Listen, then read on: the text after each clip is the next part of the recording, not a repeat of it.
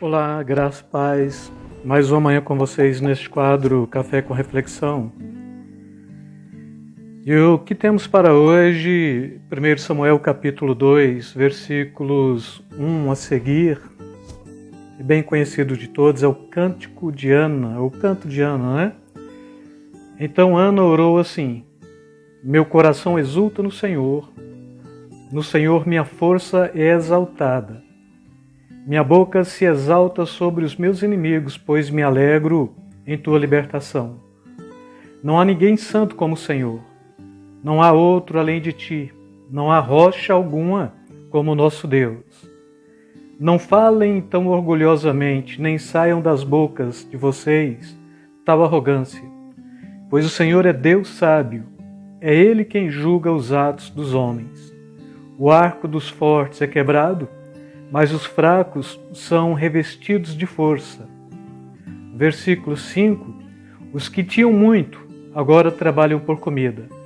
Mas os que estavam famintos, agora não passam fome. O que era estéril deu à luz 7 filhos, mas a que tinha muitos filhos ficou sem vigor. O Senhor mata e preserva a vida. Ele faz descer a sepultura e dela resgata. O Senhor é quem dá pobreza e riqueza. Ele humilha e exalta. Levanta do pó o necessitado e do monte de cinzas ergue o pobre. Ele os faz sentarem com os príncipes e lhes dá lugar de honra. Pois os alicerces da terra são do Senhor, sobre eles estabeleceu o mundo. Versículo 9, o 10 e o 11. Então guardará os pés dos seus santos, mas os ímpios serão silenciados nas trevas, pois não é pela força que o homem prevalece. Aquele que se opõe ao Senhor, ou aqueles que se opõem ao Senhor, serão despedaçados. Ele trovejará do céu contra eles. O Senhor julgará até os confins da terra. Ele dará poder ao seu rei e exultará a força do seu ungido.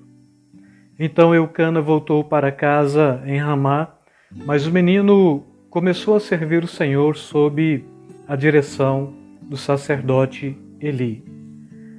Esta passagem do Cântico de Ana, ela é uma passagem que todos nós temos cravada em nossos corações, impregnada no nosso DNA espiritual, porque esta mulher, Ana, ela tem uma rival, esposa também do seu próprio marido Eucana, e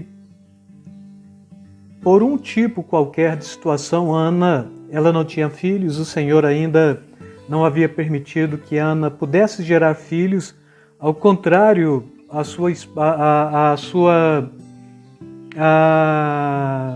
companheira de matrimônio também, a outra mulher casada com Eucana, Penina, que significa pedra preciosa, por sua vez, ela tinha filhos e ela sempre provocava e ela sempre humilhava Ana continuamente. A gente vai pegar isto logo no capítulo 1, nos versículos 2, 5, 6, depois o 7, não é?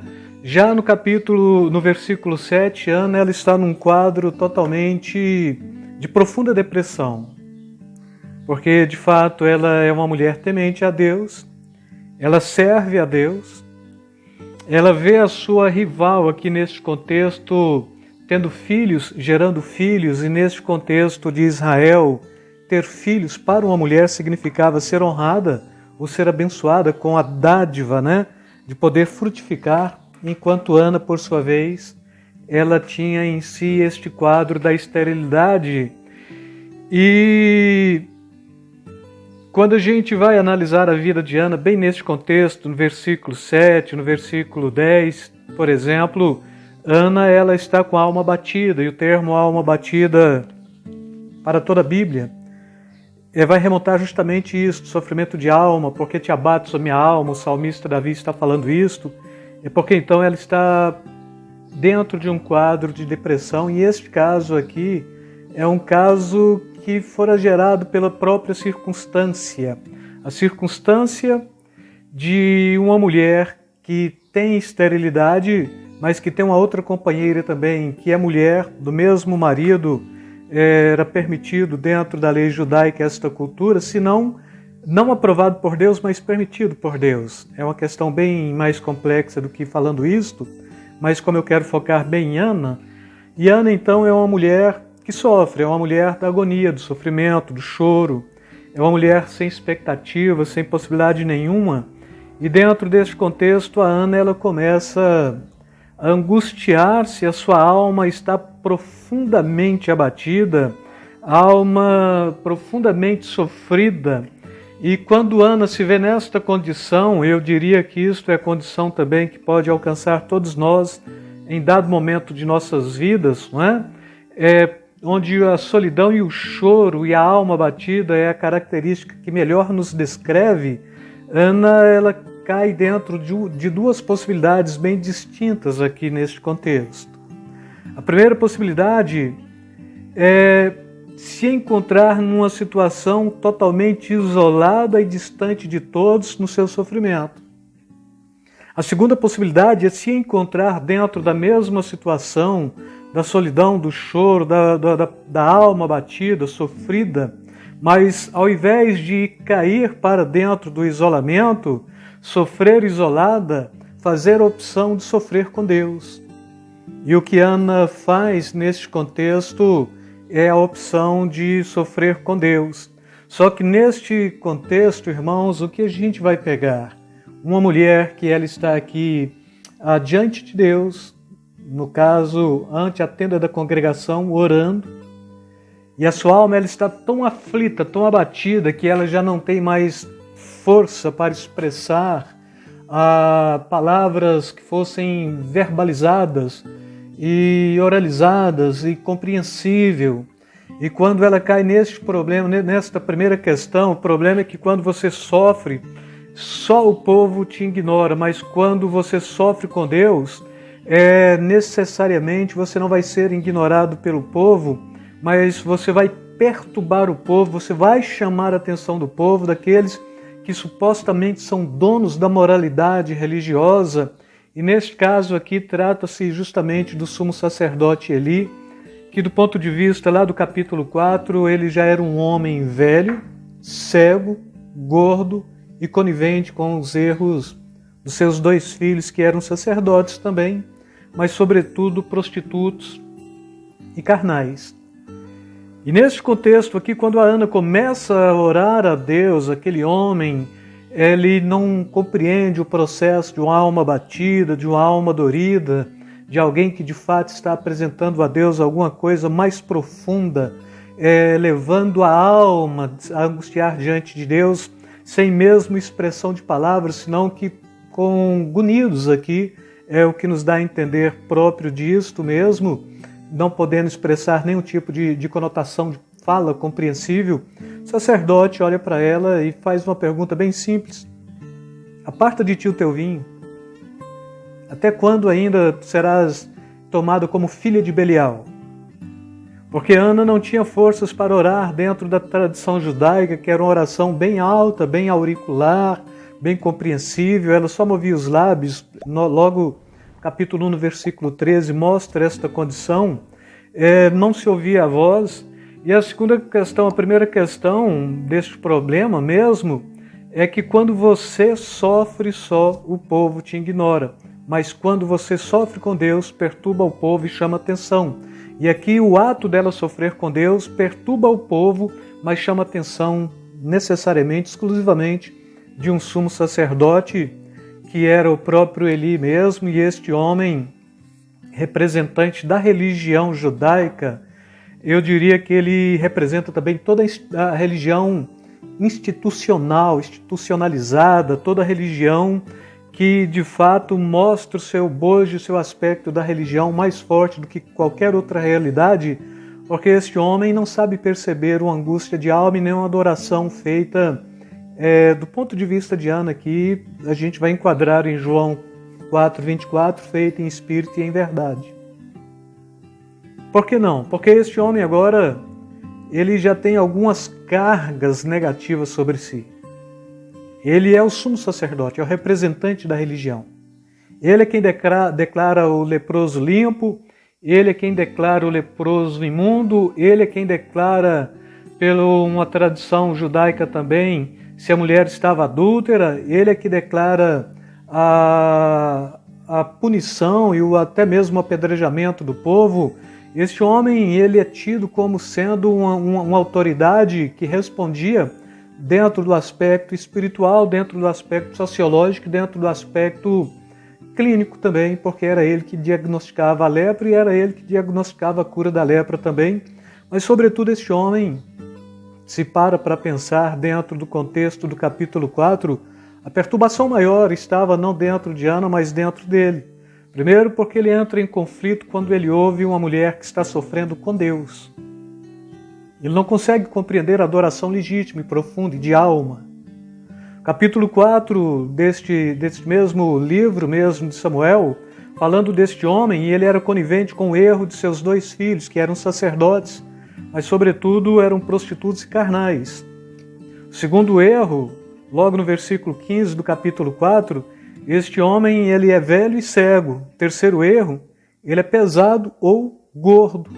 Então tudo aquilo que demonstra de fato a estrutura da religião, instituição, tudo aquilo que demonstra a condição do bojo da religiosidade sem a graça e a misericórdia do Senhor, era assim que este homem estava vendo o lamento de Ana, o choro de Ana.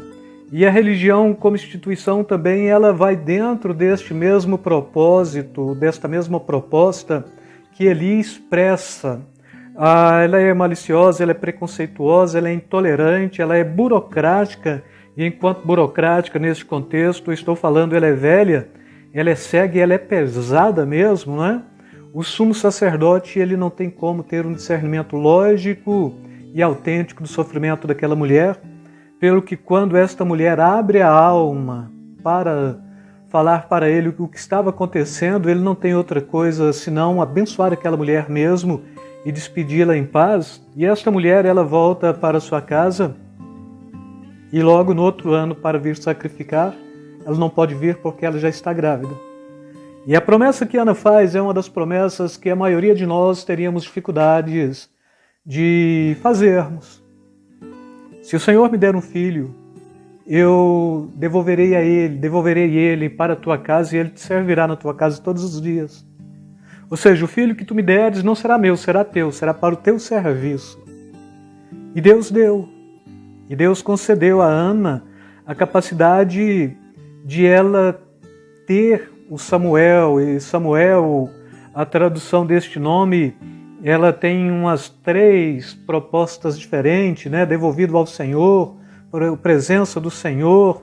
Um outro aspecto também, uma outra palavra que leva para este nome Samuel também, presença do Senhor. Então, tudo remonta aqui à questão daquela mulher que estava mostrando que na sua aflição, na sua angústia, mesmo o sacerdote de época, o líder religioso de época, não compreendendo o que ela estava passando, Deus compreendia. E mesmo sendo alguém que já não preenchia requisitos suficientes para ser um representante do reino de Deus, sobretudo este homem estava ali.